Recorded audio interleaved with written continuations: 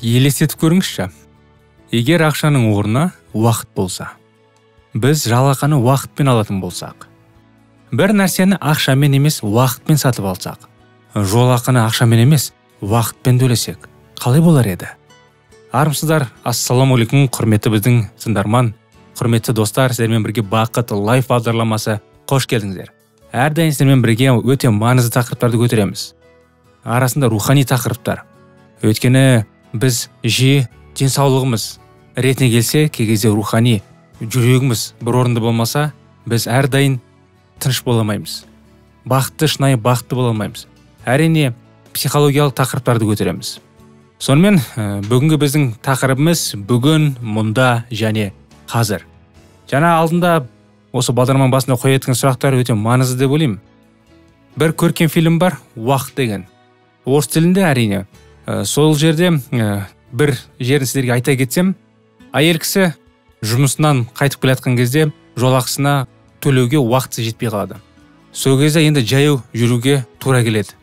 Сонымен үйіне жетем дегенше алдында баласы шығады. Бірақ баласы мен анасының кездесуіне сондағы бір 2-3 секунд жетпей қалды. Көрмесеңіздер көріп көріңіздер, расында да уақытты бағалайтын боламыз. Сонымен бүгін мұнда және қазір. Тәулікте 24 сағат, аптасына 7 күн. Көп нәрсені үлгермейміз, солай ғой. Одан артық ештеңе істей алмаймыз. Кейбір адамдар айтады, неге тәулігіне көбірек сағат жоқ деп. 24 сағаттан емес, одан да көбірек неге болмайды деп. Енді солай, ештеңе істей алмаймыз, сонымен 24 сағат 7 күн достар. Күнде таңертең біз оянғанда жарысымызды бастаймыз. Біз барлық шұғыл істерді аяқтауға тырысамыз. Бірақ ертең тізімі бұдан да ұзарып, одан да маңызды істер болатынын түсінеміз.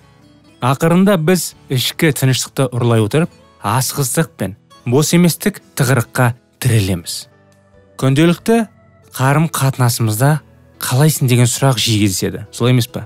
Ең көп тараған және жиі кездесетін жауап: ой, менің істерім соншалық басымнан асады. Тірліктерім соншалық, мен бәрін істеуге тырысамын. Мен мұның бәрін үлгеруге тырысамын. Бір сөзбен тәулікте артық сағаттарды қайдан табуға болады? Кейде ой келеді, біз қаншалықты бос емес екенімізді мақтан тұтатын жақтымыз.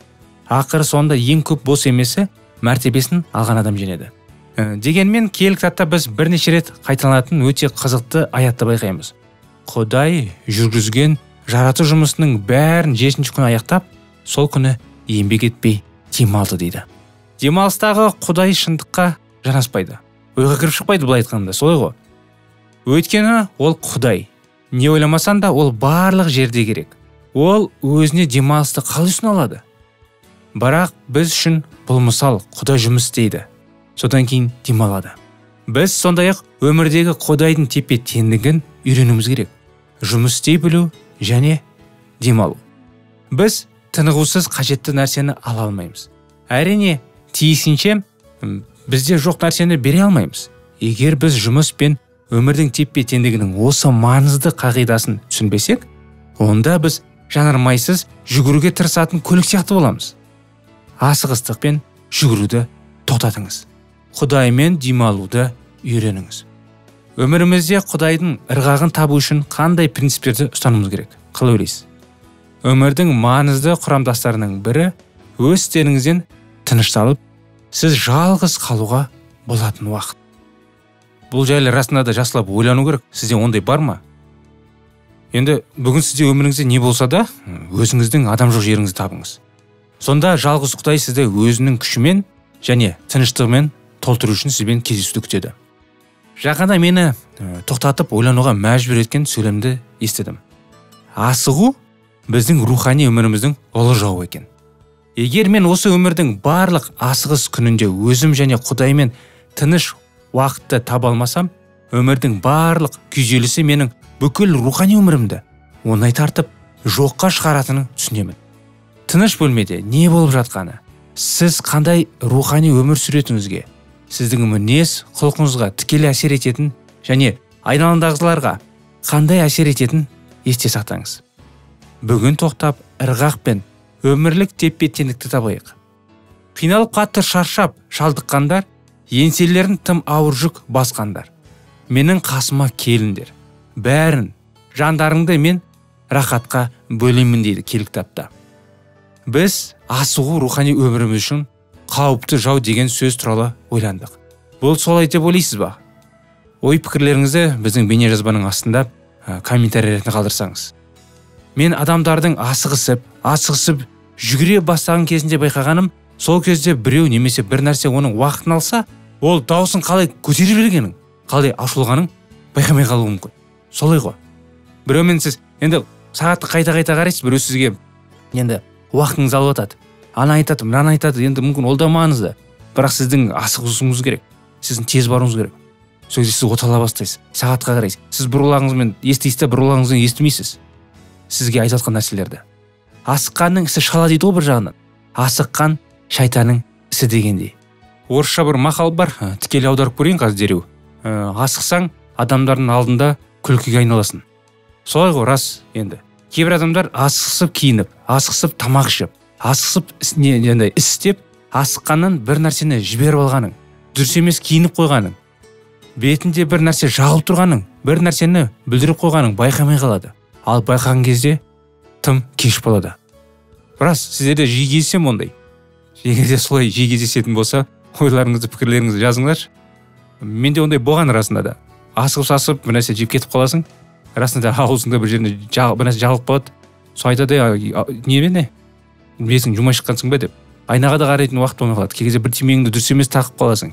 Енді сондай бір масқара күлкілі нәрселер болған. Енді асығысу әр адамның өмірінде кездеседі, әр кезде әрқалай. Мысалы, үлкен қалаларда бұл қатты білінеді, байқалады. Мысалы, жолды өту үшін саған мысалы бағдаршам тұрса, сенің алдында қызыл. Саған жолдың енді Г ретінде саған өту керек болса, сен байқайсың да бағдаршам қай жаққа қарай саған ыңғайлы, енді жасыл жанып қалды, соқа қарай бара саласың да, бірақ саған тіке жүру керек, бірақ ол жерде қызыл. Сен айнала саласың да, енді уақыт. Асықпаңыз. Өміріңізде әділдік, тыныштық және қуаныш толтырсын. Енді бір автор былай деген еді: егер шайтан сізді күнә жасауға мәжбүрлей алмаса, ол сізді толық жұмыспен қамтамасыз ететін істі табады. Сондықтан адамдар бүгін көп іс істейді. Бәрін жылдам үлгеруге тырысады. Кейбір адамдар енді жанұяға уақыт бөлуге, балаларына уақыт бөлуге уақыт жоқ. Рас қой.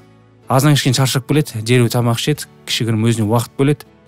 Сөйтіп балаларын енді уақыт бөлейін десе, балалар ұйықтап жатады, ертеңгісін ол қайттан өзі жұмысына кетеді. Менде өмірімде сондай уақыт болған өзі.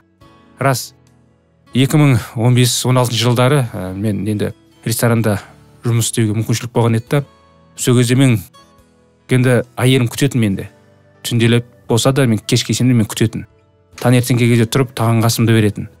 Ал қызымды мысалы мен кей кезде көрмейтінмін расында да. Таңертең тұрып жұмысқа баратын кезде ұйықтап жататын, үйге келген кезде ұйықтап жататын.